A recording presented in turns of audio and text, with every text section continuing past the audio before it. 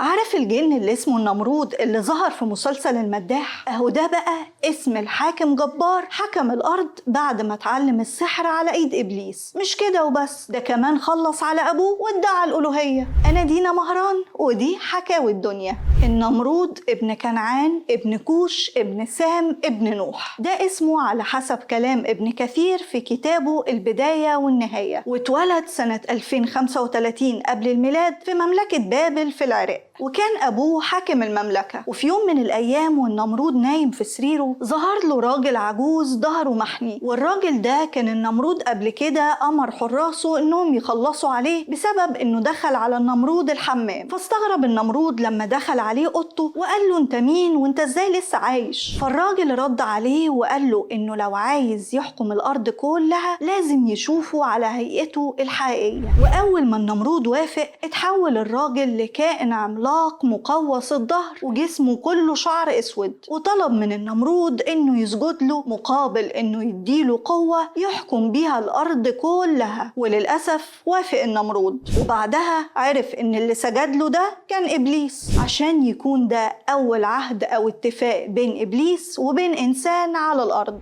وبعدها ابتدى ابليس انه يعلم النمرود طرق السحر كلها، وامره انه يخلص على ابوه حاكم مملكة بابل وقتها، وده طبعا عشان ياخد مكان أبوه في الحكم، وبقى ملك وساحر في نفس الوقت، واحتل بلاد كتير وضمها للمملكة لدرجة انه تكبر وقال: نحن ملوك الدنيا ومن فيها. ده غير انه اتجنن خالص وأمر الناس كمان تسجد له. وكان وقتها الناس بيعبدوا 3 حاجات: النمرود والشمس والكواكب، يا إما يعبدوا الأصنام اللي كان أكبر صنم فيهم بشكل واسم النمرود. وفي يوم شاف النمرود في الحلم انه بيطلع كوكب في السماء، وأول ما طلع عليه نور الشمس اختفى والدنيا بقت ضلمة كحل. وفسر له الكهنة والمنجمين الحلم ده وقالوا له إنه هيتولد ولد هتكون نهايته على إيديه، فأمر جنوده إنهم يخلصوا على أي ولد يتولد في السنة دي. وتمر الأيام ويتولد سيدنا إبراهيم عليه السلام في نفس السنة، ويخبوه أهله لحد ما يكبر ويتحدى عبادة النمرود والأصنام، ويدعي أهله والناس لعبادة الله سبحانه وتعالى. وزي ما ذكر ربنا سبحانه وتعالى في القرآن الكريم إن سيدنا إبراهيم عليه السلام كسر كل الأصنام اللي كان بيعبدوها أهله ما عدا أكبر صنم فيهم. ولما شاف أهله اللي حصل سألوا سيدنا إبراهيم عليه السلام: مين اللي عمل كده؟ فرد عليهم وقال لهم: اسألوا كبيرهم، هو اللي سليم فيهم وأكيد شاف اللي حصل وعارف مين اللي عمل كده. ووصل الخبر للنمرود وأمر جنوده إنهم يخلصوا على سيدنا إبراهيم عليه السلام، فجهزوا له نار عشان يخلصوا عليه بيها، بس ربنا سبحانه وتعالى ما سابهوش وخلاها بردا وسلاما عليه زي ما قال في القرآن الكريم. وطبعا بعد اللي حصل ده النمرود اتجنن على الآخر، فقابل سيدنا إبراهيم عليه السلام وفضل يسأله عن ربنا سبحانه وتعالى. فقال له سيدنا إبراهيم إن ربنا سبحانه وتعالى قادر إنه يحيي ويميت.